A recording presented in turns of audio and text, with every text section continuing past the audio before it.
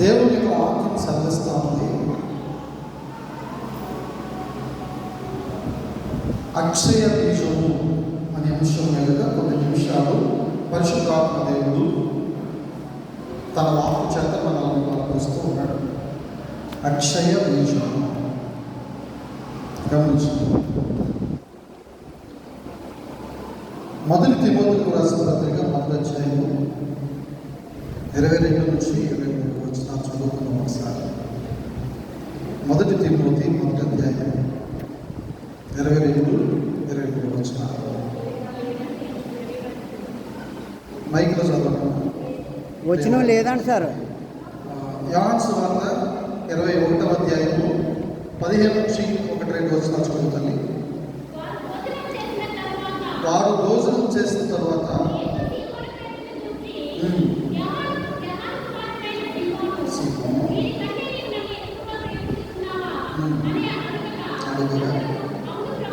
అవును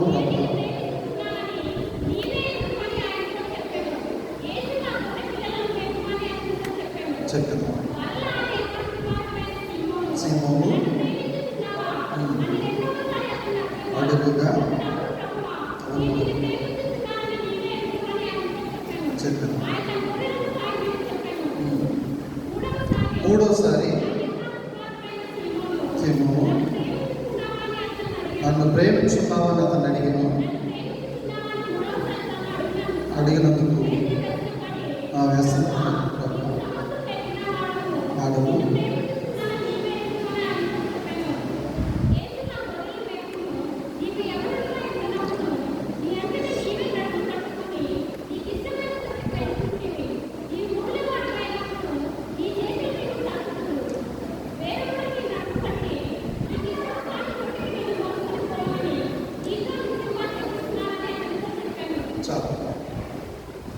ప్రియులారా, అక్షయ బీజం అనేటువంటి అంశం మీద స్వార్థ పాఠ్య భాగాన్ని వివరిస్తున్నాను. మొదటిగా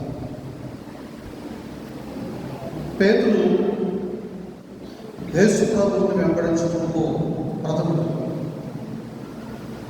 గొప్పవాడు కదండి. పేతురు యేసు ప్రభువుని వెంబడించడంలో చాలా గొప్పవాడు, ప్రథముడు అంటే ముఖ్యుడు, మొట్టమొదటి అయినటువంటి పేతురును స్వహాగా యేసు ప్రభు వారు ఈ పునరుత్థాన ఆదివారం తరువాతి ఆదివారంలో మాట్లాడుతున్నారు. ప్రభువా పేతురుతో, పేతురు నీవు నన్ను ప్రేమిస్తూ ఉన్నావా? ఏమన్నాడండి ఆయన? యోహాను కుమారుడైనటువంటి సీమోను, నీవు నన్ను ప్రేమించుచు ఉన్నావా? అవును ప్రభువా, నేను నిన్ను ప్రేమిస్తున్నాను. మమ్మారు చెప్పారు. మూడోసారి వ్యసన పడుతూ, అదే ప్రభా నీకు అంతా తెలుసు కదా, భూమి మీద ఏం జరుగుతుందో నీకు తెలియదంటూ ప్రపంచంలో ఏమి లేదు కదా, నా మనసు అడిగినటువంటి దేవుడు నీవే కదా, అలాంటప్పుడు నేను నిన్ను ప్రేమిస్తున్నానని మీకు తెలియకుండా ఎట్లా ఉండదు నాయన అని ఆయన బదులిస్తున్నాను.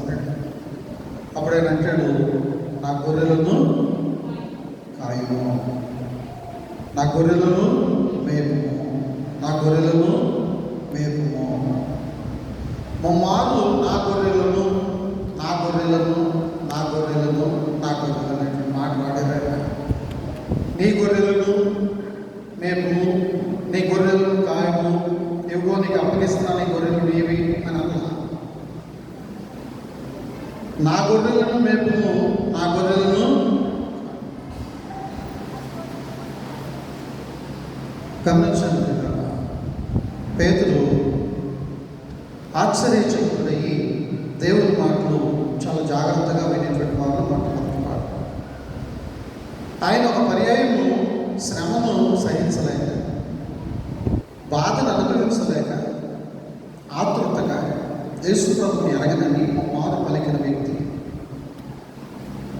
అబద్ధమాడినటువంటి వ్యక్తి. ధర్మశాస్త్రం ప్రకారం అబద్ధ సాక్ష్యం పలుకోకూడదు. ధర్మశాస్త్రం ఇచ్చిన ఆజ్ఞలో ఒక ఆజ్ఞ ఏంటంటే అబద్ధ సాక్ష్యము పలుకోకూడదు.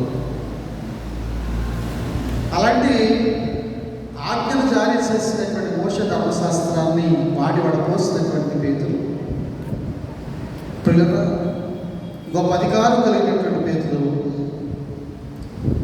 యేసు ప్రభు ఎవరు ఎరగనని ఉమ్మాలు అబద్ధ సాక్ష్యాన్ని పలికాడు. ఎందుకు పలకాల్సి వచ్చింది అని అంటే ప్రాణభయం, చెరసల్లో వేస్తారనేటువంటి శరీర సంబంధమైనటువంటి భయం, ప్రాణం తీస్తారేమో అనేటువంటి ప్రాణభయం, ఇలా అనేకమైనటువంటి భయాలు ఆయన్ని కబళిస్తూ ఉంటే ఆయన అనుకోకుండా 3 మార్లు అబద్ధమాడాడు.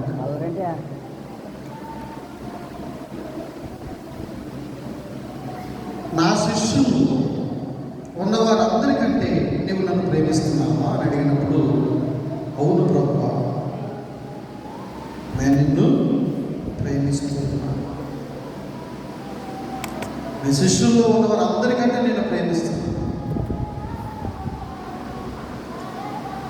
వారికి ఎవరికి లేనటువంటి ప్రేమ నేను కలుగుతున్నాను. నీ మీద ఎవరు చూపించినటువంటి ప్రేమ నేను చూపిస్తున్నాను. కనుక నా ప్రేమను గుర్తించు అని ప్రలోభాలు పలికాడు. యేసుప్రభు మారన్నాడు, కోడి కూయిక మునిపే నీవు నన్ను ఎరగనని మారు పలుకెదురు. తనకు అప్పగించినటువంటి పనిని తను స్వహాగా చేయడం కాకుండా ఇతరుల మీద నెపాలు పోతూ వీరికంటే నేను ఎక్కువ, వీరికంటే నేను గొప్పని, వీరికంటే నేను ఎక్కువగా నేను ప్రేమిస్తున్నాను, వీరే ప్రేమిస్తున్నాను నిన్ను, నా ప్రేమను చూడు అన్నప్పుడు ఆయన థియాలజిస్ట్ కనుక తత్వజ్ఞానం కలిగినటువంటి వాడు కనుక యేసుప్రభువు జరగబోయేటువంటి సన్నివేశాన్ని మధ్యలో ఉంచుకుని నెమరు వేసుకొని పేతురు ఈ విధంగా పొందుతావు అని వాక్యాన్ని బోధించాడు. వాక్యం ప్రకారంగా నెరవేర్పు జరిగిందంటే లేదా? ఇలా పేతురు జీవితంలో అబద్ధాలు ఉన్నాయి, ఇలా పేతురు జీవితంలో కపటం ఉంది, ఇలా పేతురు జీవితంలో ప్రలోభాలు ఉన్నాయి, ఇలా పేతురు జీవితంలో అధికార వ్యామోహం ఉంది, ఇలా పేతురు జీవితంలో గూడు గుటాగి ఉంది.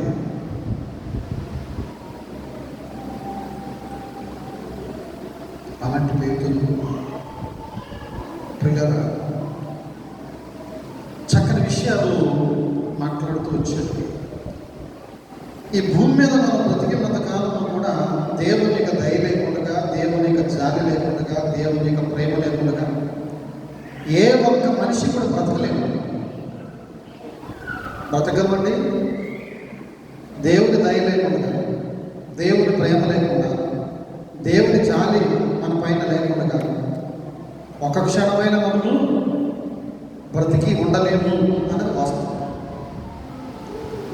అలాంటి వాస్తవాన్ని మనకు నిటారుగా నిలబడి రుజువు చేస్తున్నాడు పేతురు.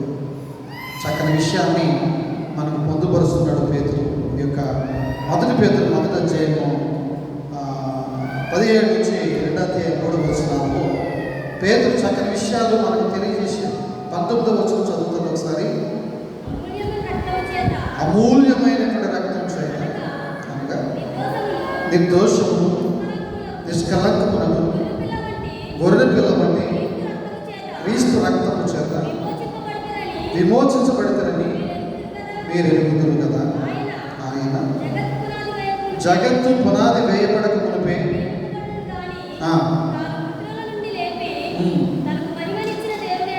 తనకు మహిమనిచ్చిన దేవుని ఎడల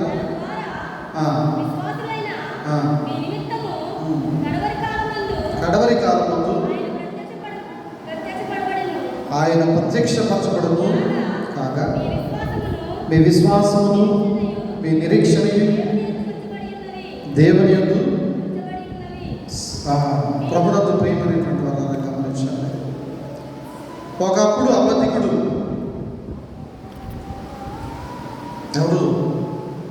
ఎవరండి? వింటారా? పాఠం లేఖనం వింటారా? ధ్యానం చేస్తుందా? దైవ ధ్యానంలో ఉన్నామా? అవుట్ ఆఫ్ ది కాలేజ్ ఏరియాలో ఉన్నామా? సిగ్నల్స్ ఉన్నాయా, కట్ అయినాయా? దేవుడి మందిరంలో ఉన్నప్పుడు తదేకంగా దేవుని వాక్యాన్ని ధ్యానం చేయాలి. అలా ధ్యానం చేయగలిగేప్పుడు దేవుని వాక్యం మనల్ని దర్శిస్తుంది, మన బాధల్లో నెమ్మదినిస్తుంది. దావీదు అంటాడు కదా, నీ వాక్యమే నన్ను బ్రతికించేది, బాధల్లో అది నాకు నెమ్మదిని. నీ వాక్యం, నీ మాట, నీ పాట నా బ్రతుకు నెమ్మదినిస్తుంది. నా బ్రతుకులో ఎన్నో చీకులు, చింతలు, విసిగి వేసాగిపోయేటటువంటి బ్రతుకు నా బ్రతుకు. నా జీవితంలో అనేకమైన కష్టాలు, నష్టాలు, కడగంటలు, కన్నీళ్ళు, వేదనలు కలిగి ఉన్నటువంటి బ్రతుకు నా బ్రతుకు. అటువంటి బ్రతుకులో నీ మాటలు వింటూ ఉంటే నాకు నెమ్మదినిస్తున్నాయి. నీ మాటలను నేను వింటూ ఉంటే నీ మాటలు నన్ను బలపరుస్తూ ఉన్నాయి, బ్రతికిస్తున్నాయి అని అంటాడు దావీదు భక్తుడు. దేవుని మాటలు వినడం ద్వారా మనము ఆరోగ్యవంతులం అవుతాం. ఉచితమైన వైద్యం ఈ దేవుని మాటలు వినడం ద్వారా ఆరోగ్యవంతులం అవుతాం. ఈ దేవుని మాటలు వినడం ద్వారా గొప్ప ఆయుష్కాలం మనకు దేవుడు ఇస్తాడు, ఉచితంగా ఇస్తాడు, ఆయుష్కాలం ఇస్తాడు, ఇజ్గియాకి ఇచ్చినట్లుగా ఇస్తాడు. ఆ విధంగా దేవుడు తన మాటలు వినేటువంటి వారికి ప్రత్యేకంగా ఆయురారోగ్యాలు, సకల సమృద్ధి ఇస్తాడు. అది పాత నిబంధనలో రుజువుపరచబడతాం. పేతురు చెప్తున్నాడు, మీరు క్షయ బీజం నుంచి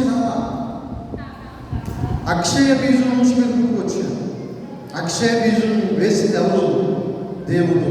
దేవుని మాట నుంచి మీరు వచ్చారు, దేవుని వాక్కు నుంచి మీరు వచ్చారు, దేవుని వాక్యాన్వేషణలో నుంచి మీరు పుట్టుకొచ్చారు. మీరు శరీరం అనేటువంటి బీజం నుంచి కాదు క్రైస్తవులుగా పుట్టింది. మీరు క్రీస్తు వారుగా జన్మించింది మీ తల్లిదండ్రుల నుంచి వచ్చినటువంటి జన్మతః వచ్చినటువంటిది కాదు. క్రైస్తవ్యం, క్రిస్టియానిటీ జన్మతః వచ్చింది కాదు. క్రీస్తు మన కొరకు జన్మించి, జీవించి, మరణించి, ఆయన తన అమూల్యమైనటువంటి రక్తాన్ని సిలువలో కాల్చినందుకు ఆ రక్తము చేత మనల్ని కొనబడినాడు, మనల్ని ఆయన కొన్నాడు. ఎవరైతే నా పాపాలను క్షమించు ప్రభువా, నా అతిక్రమాలను మన్నించు తండ్రి, నా అవిధేయతలను దూరం చేయ ప్రభువా అని ఎవరైతే మొర్ర పెడతారో వారి పాపాలను యేసు రక్తంలో క్షమించబడతాయి. యేసు పరిశుద్ధమైన అమూల్యమైన రక్తంలో వారు కొత్తగా జన్మిస్తారు. వారు నూతనమైనటువంటి జన్మను పొందుతారు. అప్పుడు వారు క్షయ బీజం నుండి కాక, బంగారు వెండి అనేటువంటి క్షయ బీజం నుంచి కాక, అమూల్యమైనటువంటి దేవుని రక్తమైనటువంటి అక్షయ బీజము చేత మీరు జన్మించిన వారు అవుతారు అని వాక్యం సెలవిస్తుంది. ఒకప్పుడు అబద్ధికుడు, నామకార్థ క్రైస్తవుడు, ప్రార్థన చేయమంటే అలసిపోయాను, నిద్రపోయినటువంటి వాడు, మెలకువగా ఉండి ప్రార్థన చేయండి, మీకు శోధన రాబోతా ఉంది, మనం శోధనలోకి వెళ్ళబోతున్నాము, ఆ శోధనని జయించేటట్లుగా మీరు ప్రార్థన సహాయం నాకు అందించండి అని ప్రభువారు తన చెమటను రక్తంగా మారేంతగా ప్రార్థన చేస్తూ ఉంటే మోకరిల్లి నిద్రపోయినటువంటి వాడు పేతురు. నిద్రపోయాడండి లేదా? గెత్సేమనే తోటలో నిద్రపోయాడు. యేసు ప్రభు గోడున విలపిస్తూ ప్రార్థన చేస్తూ ఉంటే ఆయన రోదన ధ్వని, సైంటిఫిక్గా రోదన ధ్వని ఎక్కువైనప్పుడు మనస్సులో, హృదయంలో, శరీరంలో చెమట అంటే రక్తంగా మారుతుందనుకుంటా. ఇది సైన్స్, ఇది వాస్తవం. ఏదో యాదృచ్ఛికంగా జరిగిన విషయం కాదు, అది కల్పన అసలు కాదు, సైన్స్. అది సైన్స్ ప్రకారంగా యేసు ప్రభువు ఎంతగా తల్లడిల్లాడు, అంతగా తల్లడిల్లడం మూలంగా తన చెమట రక్తంగా మారింది. అలా మారుతుందంటండి. ఓవర్గా తల్లడిల్లేటువంటి వారి యొక్క చెమట రక్తంగా మారుతుందంట. ఈ శాద బిందువుల ద్వారా ఆ రక్తం కారిపోతుందండి. ఇది వాస్తవం. అంతగా యేసు ప్రభు ప్రార్థన చేస్తూ ఉంటే పేతురు తగ్గినటువంటి వారు నిద్రపోతున్నారు. సోదరుల ప్రవేశించుకున్నట్లు మీరు ప్రార్థన చేయమని నేను చెప్తే మీరు నిద్రపోతున్నారా? అయ్యో అని బాధపడ్డాడండి. బాధపడలేదు. పేతురు పత్రిక పాఠ్య భాగాల్లో ఆయన రాసినటువంటి అమూల్యమైనటువంటి లేఖనాలను మనం చదువుతూ ఉంటే శుద్ధీకరణ ఆచారం చదువున తన హృదయాన్ని శుద్ధీకరించుకుని, తన ప్రాణాన్ని శుద్ధీకరించుకుని, తన ఆత్మను సిద్ధపరుచుకుని పరిశుద్ధమైనటువంటి వాక్కులను ప్రచురించడానికి ఆయన నిలవబడ్డాడు. అంటే దానికి ఆనవాళ్ళు ఎవరు అంటే పరిశుద్ధాత్మ దేవుడు క్రీస్తుగా శరీరధారిగా ఉన్నటువంటి యేసు ప్రభు వారి యొక్క పరిశుద్ధమైన రక్తము, వారి కొరకు కార్చినటువంటి ఆ రక్తము, అమూల్యమైనటువంటి రక్తంలోంచి 12 అపోస్తులు క్రొత్తగా జన్మించారు. దేవుని నామానికి మహిమ కలుగును గాక. దాక్కున్నటువంటి అపోస్తులు, పారిపోయినటువంటి అపోస్తులు, నేను ఎరగని యేసు ప్రభువునని ముమ్మారు మొక్కినటువంటి అపోస్తులు, ఆ 12 ప్రభువుని యొక్క రక్తంలో కడగబడ్డారు. పునరుత్థానుడైన యేసుక్రీస్తు యొక్క మాటల చేత పట్టబడ్డారు. దేవుని శక్తి యుక్తులను వారు పంచుకున్నారు. పరిశుద్ధాత్మ చేత మేడగది పైన పేతురు ప్రసంగం చేస్తూ ఉండగా పరిశుద్ధాత్మ దేవుడు అగ్ని నాలుకలతో దిగి వచ్చి 3000 మంది మీద రాలుగా వారు అన్య భాషల్లో మాట్లాడసాగారు. గమనించండి, రక్షణ అంటే ఏంటో తెలియనటువంటి పేతురుకి నామకార్థమైనటువంటి క్రైస్తవ్యాన్ని జరిగిస్తున్నటువంటి పేతురుకి ఏ విధంగా ఈ ఆత్మ సహాయం అందిందో, దేవుని చిత్తానుసారంగా ఈ ఆత్మ సహాయం ద్వారా తను బలపడ్డాడు. ఆ మేడ గదిలో ఆయన ప్రసంగాన్ని విని 3000 మంది రక్షణ పొందారు. 8,000 మంది అండి, 3000 మంది ఒకేసారి రక్షణ పొందినటువంటి శుభదినమది పెంతెకోస్తు దినము అని ఆ దినానికి పేరు. మేడగది పైన 3000 మందిని రక్షించగలిగేటువంటి ఒకే ఒక ప్రసంగం చేయగలిగేటువంటి ఆత్మీయ ధీరుడుగా పేతురు ఎలా మారగలిగాడు అని ఆలోచన చేస్తే, క్షయబీజం నుంచి వచ్చినటువంటి పేతురు, సీమోను పేతురు, యాను కుమారుడైనటువంటి సీమోను పేతురు ఇప్పుడు పరిశుద్ధమైనటువంటి ఆది అపోస్తుల్లో ప్రథముడుగా దేవుని యొక్క పరిశుద్ధమైన రక్తం చేత కడగబడినటువంటి పాత్రగా నిలవబడ్డాడు. అలా నిలవబడినటువంటి తదుపరి ఆయన క్షయబీజం నుంచి దేవుని వాక్కు చేత మరలా జన్మించాడు, మరలా జీవించాడు. తద్వారా ఆయన పరిశుద్ధాత్మ శక్తి చేత నింపబడ్డాడు. దేని చేత నింపబడ్డాడమ్మా చెప్పదు. పరిశుద్ధాత్మ శక్తి చేత నింపబడ్డాడు. అంతకుముందు ఏమైంది? పరిశుద్ధాత్మ శక్తి లేదు కదా, ఉందా? ఉంటే మొక్కుతాడా? పరిశుద్ధాత్మ లేనిదే వేదాగామ పఠనము కాదది. పరిశుద్ధాత్మ లేనిదే వేదాగామ పఠనము, పరిశుద్ధాత్మ లేనిదే అది వేదము కాదు, అది గమనము కాదు, అది మార్గము కాదు, అది సత్యము కాదు, ఆ బోధలో జీవము కూడా లేదు. దయ్యాలు కలగొట్టాడు. అప్పుడు లేనిది అనేకులను బాగు చేయడానికి ప్రయత్నం చేశారు.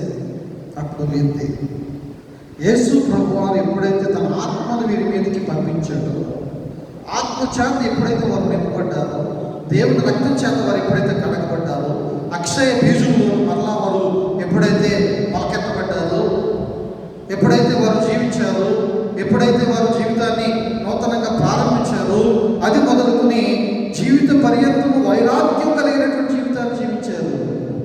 వాటమిని ఎరగనటువంటి శిష్యులుగా, అలుపెరగని పోరాటాన్ని కలిగినటువంటి శిష్యులుగా వారు జీవితాంతం కూడా పోరాట పట్టుకుతో క్రైస్తవ్యాన్ని కొనసాగించారు. పరిశుద్ధాత్మ నింపుదల చేత వారు అద్భుతాలు, ఆశ్చర్య కార్యాలు దేవుని పేరిట యేసుక్రీస్తు పేరిట వారు చేయగలిగారు అని వాక్యము తెలియజేస్తా ఉంది. ప్రభువుకు ప్రియమైనటువంటి ఈ విధంగా వారు మారడానికి కలిగినటువంటి కారణము దేవుడు మన కొరకు అనేకమైన అద్భుతాలు చేశాడు. దేవుడు మన కొరకు అనేకమైనటువంటి అగచాట్లు పట్టాడు. యేసుక్రీస్తుగా శరీరధారిగా ఈ లోకానికి వచ్చి మన కొరకు పాపులను క్షమించి మన్నించి రక్షించి నూతనపరచడానికి ఎంతగానో ప్రయత్నం చేశాడు. మానవులను మార్చడానికి ఆనాడు యేసు ప్రభు వారు ఎంతగానో పాటుపడ్డాడు. నాటి నుంచి నేటి వరకు ఆనాటి వరకు కూడా యేసుక్రీస్తు నామములో ఎవరైతే నమ్మి రక్షణ బాప్తీసాలు పొందుకుంటారో వారు బాప్తీసాలు పొందుకోవడం ద్వారా రక్షించబడుతూ ఉన్నారు. నూతనమైన మనుషులుగా మార్చబడుతూ ఉన్నారు. ఏమవుతున్నారు వాళ్ళు? నూతనమైన మనుషులుగా. ఇక్కడ పేతురు ఒక అబద్ధికుడు, పేతురు నామకార్థ క్రైస్తవుడు. అట్లాంటి నామకార్థ క్రైస్తవుడు యేసు ప్రభువుని అడ్డం పెట్టుకుని దయాలు కలగొట్టినటువంటి వాడు యేసు ప్రభుని అడ్డం పెట్టుకుని వ్యాధులను బాగు చేయడానికి ప్రయత్నాలు చేసినటువంటి వాడు దయాలు ఆయన వారి మాటలు వినకపోతే, అయ్యా ఈ దయాలు మా మాటలు వినట్లేదండి, ఈ వ్యాధులు మీ ప్రాధాన్యత తగ్గట్లేదండి అని యేసు ప్రభువును అడిగినప్పుడు, అల్ప విశ్వాసులారా నేను మీతో ఎంతకాలం అని ఉంటాను, మీరు ఎప్పుడు నిజమైన విశ్వాసంలోనికి వస్తారు అని ప్రభు చేత ప్రబోధించబడినటువంటి గొప్ప వైరాగ్యంతో సేవ చేయడం ప్రారంభించారండి. ఎప్పుడండి? యేసు ప్రభు శిలువ అనంతరం. ఎప్పుడండి? యేసు ప్రభు శిలువ అనంతరం, యేసు ప్రభు మరణానంతరం, యేసు ప్రభు పునరుత్థానం తరువాత, యేసు ప్రభు వారు పునరుత్థానుడై వారిని కలిసినటువంటి తదుపరి, వారితో మాట్లాడినటువంటి తదుపరి, వారిని ధైర్యపరిచినటువంటి తదుపరి, వారిని విమోచించినటువంటి తదుపరి, వారిని రక్షణలో నిలబెట్టినటువంటి తదుపరి, వారిని చేయి బట్టి నడిపిస్తున్నటువంటి రీతిని బట్టి ఆది అపోస్తులు ప్రతి ఒక్కరు కూడా ప్రాణప్రదంగా సేవ చేయడానికి కంకణం కట్టుకున్నారు. ఏ ఉపద్రవానికి భయపడలేదు, కాగే నూనెకి భయపడలా, వేసే సిలువుకి భయపడలా, కోసే రక్తానికి భయపడలా. యేసు ప్రభువు శిష్యుని నేను అంటే చంపేస్తారేమనేటువంటి ప్రాణభయంతో దాక్కున్నటువంటి పేతురు సిలువ వేయబడ్డానికి కూడా సిలువ సాక్షిగా యేసు సిలువను మోసినటువంటి విజయుడుగా మనకు కనిపిస్తున్నాడు. ఆయన సిలువను వెంబడించినటువంటి వాడుగా మనకు కనిపిస్తున్నాడు. ప్రభునందు ప్రియమైనటువంటి వాడు చూడండి, 1 కొరింథీ 10:12 చదువుతున్నాం ఒకసారి. 1 కొరింథీయులకు రాసిన పత్రిక 10:12. తాను నిలుచున్నానని తలచుకున్నవాడు పడకున్నట్లు జాగ్రత్తగా ఉంచుకోవలేము. తాను నిలుచున్నానని అనుకునేటువంటి వాడు ఏంటంటే పడిపోకుండా జాగ్రత్తగా ఇయ్యాలంట, పడిపోకుండా చూసుకోవాలి. పలుమార్లు పేతురు పడిపోయాడు, రూపాంతర కొండ మీద పడిపోయాడు, గెత్సేమనే తోటలో పడిపోయాడు. పడిపోయాడు లేదు, గెత్సేమనే తోటలో పడిపోయాడు, రూపాంతర కొండ మీద పడిపోయాడు, చెరసాల కాంపౌండ్లో పడిపోయాడు. యేసు ప్రభుని ఎరగనని రూపాంతర కొండ మీద, అయ్యా మీకొకటి నాకొకటి గుడారాలు వేసేమంటారు, ఇక్కడ కిందకి లేక ఇక్కడ ఉండిపోదు, ఇక్కడే మోషే ఆత్మ ఏలి ఆత్మ వచ్చి మనతో మాట్లాడుతున్నారు కదా, దేవుడితో అన్ని సంకేతాలు మనకు అందుతున్నాయి కదా, ఇక్కడే ఉండిపోతే పోలా అన్నాడు. సాతానా వెనక్కి పో అని యేసు ప్రభు చేత గద్దించబడ్డాడు. పలుమార్లు పడిపోయినటువంటి పేతురు మనకు సాక్ష్యం ఇస్తున్నాడు. జాగ్రత్త, పౌలు భక్తుడు తెలియజేస్తున్నాడు, తాను నిలుచు ఉన్నానని తలంచుకుని వాడు పడకుండానట్లు జాగ్రత్తగా చూసుకోండి. గొప్ప గొప్ప విశ్వాసులు, ప్రార్థన పరులు, కన్నీటితో ప్రార్థన చేసేవాడు, కన్నీటితో ప్రార్థన చేసేవాడు, ప్రార్థన అనుభవాల్లో ఉన్నటువంటి వాడు, విశ్వాస పోరాటాన్ని కలిగినటువంటి వాడు, ఎంతో పరిశుద్ధంగా తమ జీవితాలను తొదముట్టించాలని ఆశపడినటువంటి వాడు, అనేకమైనటువంటి ప్రలోభాల చేత, అనేకమైనటువంటి ప్రకృతి వైపరీత్యాల చేత, శరీర సంబంధమైన ఇచ్చల చేత పడిపోయి దేవునికి దూరమైపోయి అధోగతి పాలైపోయినటువంటి వారు లేఖనాల్లోనే కదండి, నిజ సంఘాల్లో, ఈనాటి సంఘాల్లో అనేకులు మనకు కనిపిస్తున్నారు అనడానికి అతిశయోక్తి లేదు. శరీర సంబంధమైనటువంటి ఆశ, నేత్ర సంబంధమైనటువంటి ఆశ, జీవ సంబంధమైనటువంటి జీవపు డంబం అనేటువంటి ఆశ, శరీరాశ, నేత్రాశ, జీవపు డంబము, ఈ మూడు జయించలేనటువంటి విశ్వాసంలో గనులైనటువంటి వారు సైతము పలుమార్లు పడిపోయి విశ్వాసాన్ని జారవిడిచి దేవుని యొక్క సముఖములో పరుపు తేలేంతగా దావీదు ఏడ్చినట్లుగా ఏడ్చి మరలా దేవుని యొక్క అనుగ్రహాన్ని పొందడానికి ఎంతగానో పాటుపడినటువంటి దాఖలాలు ప్రభు అయినటువంటి యేసుక్రీస్తు వారు మనకు నేర్పిస్తున్నారు మూల పాఠాల ద్వారా. ప్రభునందు ప్రియమైనటువంటి సంఘం, నీ విశ్వాస జీవితంలో పడిపోకుండా ఉండేటట్లుగా నీ విశ్వాసాన్ని కాపాడుకుంటూ ఉన్నావా? నీ విశ్వాస యాత్రలో జారి పడిపోకుండా నీ పాదాలను గట్టిగా నిలబడి నిల్చుండేటట్లుగా నీ యొక్క స్థిరమైనటువంటి మనస్సును, దృఢమైనటువంటి మనస్సును దేవుని పట్ల నువ్వు కలిగి ఉన్నావా? ప్రతి ఒక్కరు కూడా ఆలోచన చేద్దాం. ఈ యొక్క ఉదయకాల సమయంలో ప్రభుత్వంతో ప్రియమైనటువంటి సంఘం, ప్రతి ఒక్కరూ కూడా దేవునికి బద్ధులమై ఉన్నారు. దేవుని సంఘాన్ని మేపడానికి, దేవుని సంఘాన్ని కాయటానికి సేవకులను పిలుచుకుంటున్నాడు, యాజకులను పిలుచుకుంటున్నాడు, చేపలు పట్టే వారిని పిలిచాడు, విచిత్రమైనటువంటి పనిపాట్లు చేసే వారిని పిలిచాడు. ఒక పనిలో ఉన్నటువంటి వారిని పిలవాలి, ఒక పనిలో ఉన్నటువంటి వారిని పిలవాలి, రకరకాల పనుల్లో ఉన్నటువంటి వారిని పిలుచుకున్నాడు. ఆయన ఏలీయాకు బదులుగా ఎలీషాను పిలుచుకున్నాడు. ఎలీషాను పిలుచుకునేటప్పటికీ ఆయన ఎద్దులతో తన పొలాన్ని సాగు చేసుకుంటున్నటువంటి దినాలు మనం చూస్తున్నాం. వ్యవసాయదారుడు ఎలీషా 700 ఆత్మాభిషేకం చేత నింపబడ్డాడు, 700 ఆత్మను పొందుకున్నాడు, కోరుకున్నాడు. ఏలియా అభిషేకాన్ని పొందుకున్నాడు ఎలీషా. ఏలియా కంటే కూడా అద్భుతమైనటువంటి సేవ చేశాడు పాత నిబంధన గ్రంథంలో.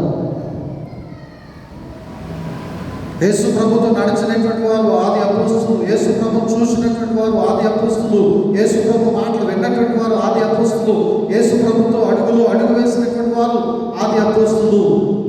వారిని మించిపోయాడు కడమ అపోస్తున్నటువంటి సావు పౌలుగా మారి, దోషకుడును, పూర్వం నేను దోషకుడు, హింసకుడు, హానికరుడును, తన మహాకృప చేత నేను ఈరోజు తన పరిచర్య ధర్మాన్ని చేపట్టాను. ఈ పరిచర్య ఆయన ఇచ్చింది, ఈ సేవ ఆయన ఇచ్చింది, ఈ సేవలకు నడిపించుకున్నది నేను ఆయనే నాతో మాట్లాడేది. ఆయన నాతో మాట్లాడి ఈ సేవ చేయమని నాకు ప్రాణప్రదంగా తన యొక్క సంఘాన్ని అప్పగించారు. తన గొర్రెలను మేపమన్నారు, తన గొర్రెలను కాయమన్నారు. అడుగడుగున దెబ్బలే, ప్రతిరోజు ఆకలి, అనుక్షణము వస్త్రహీనతే, అగచాట్లు, నిందలు, బాధలు, కన్నీళ్లు, కడగంట్లు అనుభవిస్తూ ఏ ఉపద్రవము క్రీస్తు ప్రేమ నుంచి నన్ను విడదీయగలదు, ఏ ఉపద్రవము నన్ను క్రీస్తు ప్రేమ నుంచి దూరం చేయగలదని సవాలు చేసినటువంటి వీరుడుగా అపోస్తులైనటువంటి పౌలు కడమ అపోస్తులుడిగా మనకు కనిపిస్తున్నాడు. అంటే దేవుని మీద ఆయనకు ఉన్నటువంటి ప్రేమ, ఆయన స్వరం వింటే తెలుస్తుంది ప్రేమ, ఆయన మధురమైనటువంటి దయను అనుభవిస్తే తెలుస్తుంది ప్రేమ. యెహోవా దయాళుడని చూసి తెలుసుకుంటే, అనుభవపూర్వకంగా తెలుసుకుంటే, ఆయన మీద ఉన్న ప్రేమ చేత ప్రాణం ఉన్నంత వరకు